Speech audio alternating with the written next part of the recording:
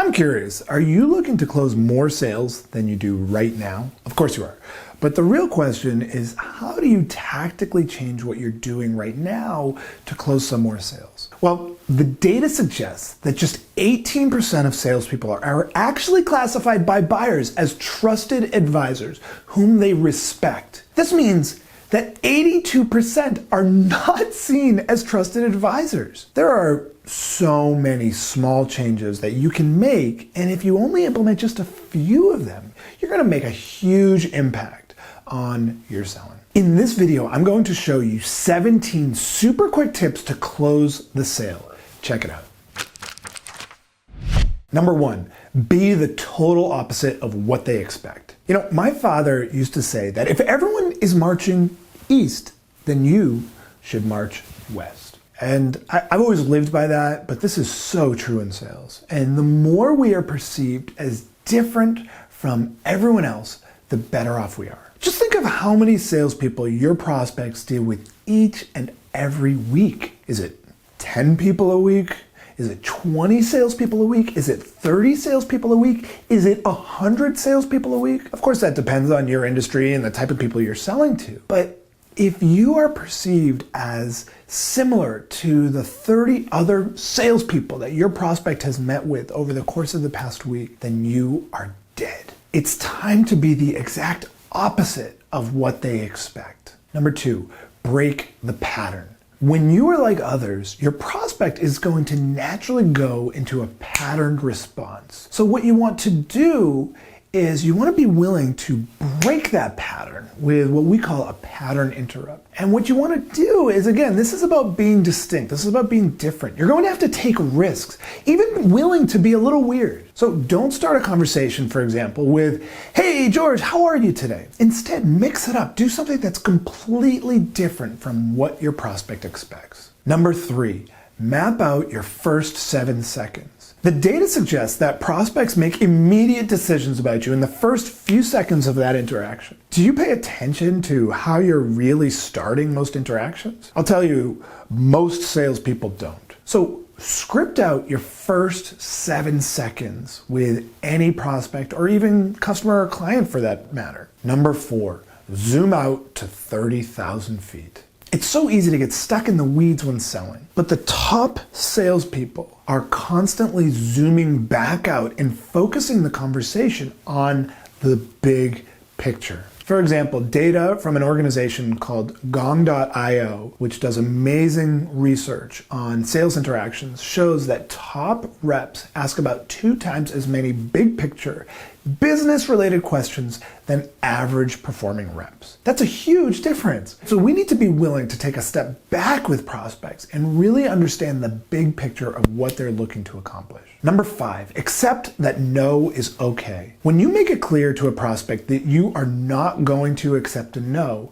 you're actually making them uncomfortable. And by the way, this is what most of us have been taught to do. And by the way, putting this pressure on a prospect to give you a yes doesn't make them more likely to do business with you. In fact, it's quite the opposite. You're actually more likely to lose the sale when you put that pressure on. And they're also more likely to give you that, "Hey, George, I need to think this one over." So when you make no an okay outcome with something like, "You know what, George, I just want you to know, if you don't think this is a fit, just let me know. No big deal." You're going to take off all that pressure and you're going to make them so much more comfortable.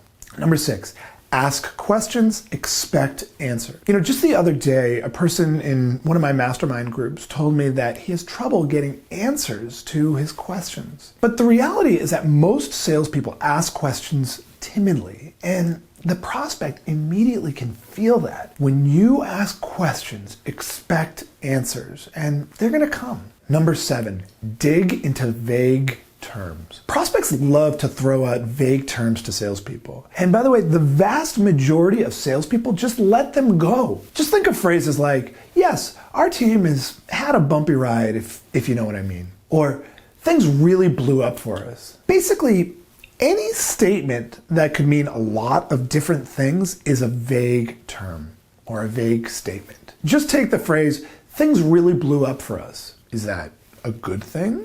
Is that a bad thing? Obviously, context would help, but you'll still never really know what it means because it's pretty vague. There's no meat on the bones. So most salespeople will hear that and they'll just nod. But if you say something like, you know what, George, help me understand exactly what you mean by that, you are going to be way ahead of the pack. Number 8, why? The best word on the planet for salespeople is why. The more you ask your prospects why, the better off you are. Why is the ultimate unpacking question. Just try it with your friend next time they say anything. Just respond with, why is that? They are likely to go on and on. And prospects tend to gloss over the really important stuff. So the more you dig in by asking why, the greater value you're going to create in their eyes. Number 9, establish a budget before presenting. There isn't one idea in sales that I get more pushback from than the budget strategy. I hear things all the time like, asking for a budget just doesn't work. That is crap. Yes, maybe the first time that you ask a prospect for a budget, they're going to say, well, that's why you're here. But if you hang in there, you can almost always establish some kind of a budget before you present your ideas. This ensures that you're going to be on the same page and that you maximize the opportunity. Notice that I didn't say ask for the budget. I said establish the budget. Because establishing a budget means that you don't just have to throw out a really vague question like, what's your budget? You can establish a budget together. So think of this kind of a question as a last resort. George, typically a solution for something that we're talking about here would range anywhere from $10,000 to $70,000. Where on that kind of a range could you see yourself? You're establishing the budget without asking them in a way that's pretty uncomfortable. Number 10, know their process. The data shows that one of the top reasons salespeople lose B2B sales is that they don't understand the prospect company's buying process. So get intimately familiar with their whole decision-making process. Know who are the people that are really important. Understand what are all the steps to making a decision like, and by the way, don't be afraid, just ask. Prospects are typically really happy to share this information because it's ultimately going to, assuming they're a serious prospect, it's ultimately going to make their life a lot easier. Number 11, always have a clear and scheduled next step. Nothing screws up a sale more than not having a clear and scheduled next step. So let's just say that you present to a prospect and they're excited, but they really need to talk this over with some colleagues. Not an unreasonable request, but don't just say, oh, you know what, how about I follow up with you next week? No, that's weak. Instead, get a call or meeting on the calendar. Say something like, you know what, George, because we're both really busy and to avoid that back and forth, how about we just put something on the calendar? Really simple. Number 12, use case studies. The data shows that once the brain loses interest in what another person is saying, they shut down. And by the way, they don't buy. When presentations go on and on for a long time, packed with tons of features and benefits, people start to lose interest. And as a result of losing interest, basically they get bored and they're less likely to buy. Case study presentations, on the other hand, are a far more effective way to present your offering to prospects. So here's what you have to do. Just mix in a few case studies or examples of other clients to really tell them some stories and show them how you helped another client accomplish what this particular prospect is looking to accomplish. Give specifics and work that into the presentation. By the way, you don't even have to give the specific name of the client that you're using in the case study. Just tell some examples and stories and some results and outcomes. This will be far more engaging and ultimately more compelling. Number 13, never go on for more than 60 seconds. Research from my friends over at gong.io shows that top performing reps have far more conversation switches than average and underperforming reps. I mean, by a lot. In fact, in analyzing thousands of sales, they found that the sales that closed rarely went for more than about 70 seconds of one person talking before switching the speaker in the selling situation. So in other words, sales that closed, it really engaged the prospect in a back and forth two-way conversation. This is what leads to my 60-second rule, which is simply this. Never go on for more than 60 seconds without roping the prospect back into the conversation. Long monologues are the death of sales. Number 14, get feedback constantly. Building on the last point, get constant feedback from your prospects throughout your presentation and never go for more than 60 seconds without getting that feedback. This means that you need to use what I call feedback loops to bring them back in. And you get what I'm saying? Now, do you see what I just did there? Use little questions like, make sense, or does this work for you? Or are we on the same page here? You want to ask these little questions to bring prospects back in. Cool?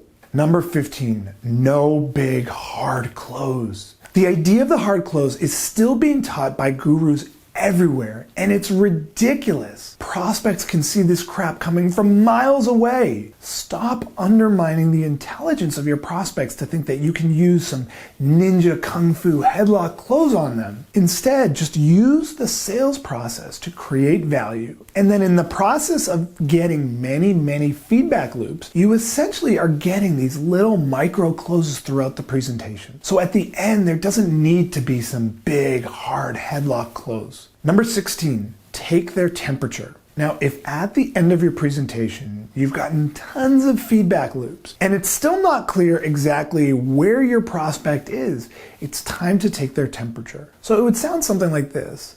On a 1 to 10 scale, how are you feeling right now about this conversation? That simple question is so powerful because it's not putting pressure on them to say yes or no. It's just asking them how they're feeling about the conversation. And they're going to respond with a number.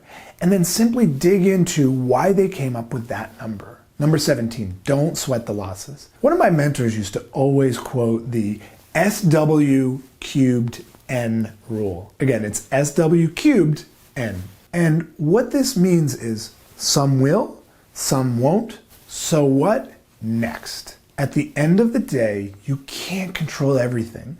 You can only control what you can control. So only worry about the stuff that you can actually control. If, for example, you lose a sale, just find out why. Don't freak out. Don't beat yourself up. Just get better. Improve your process. But don't get down on yourself. The best salespeople on the planet lose sales all the time. Don't take it personally, because if you do, then you're just not going to last in this game of sales. Play it like a sport and look to win more, but you don't have to win every single time in order to be successful. And in fact, you won't be winning every single time. So there are 17 super quick tips to close the sale. And if you enjoyed this video, then I have an awesome free ebook on 25 tips to crush your sales goal. Just click right here to get instant access. Seriously, just click right here. Also, if you got some value, please like this video on YouTube because that really helps me out. And be sure to subscribe to my YouTube channel by clicking right here to get instant access to a new video just like this one each and every week.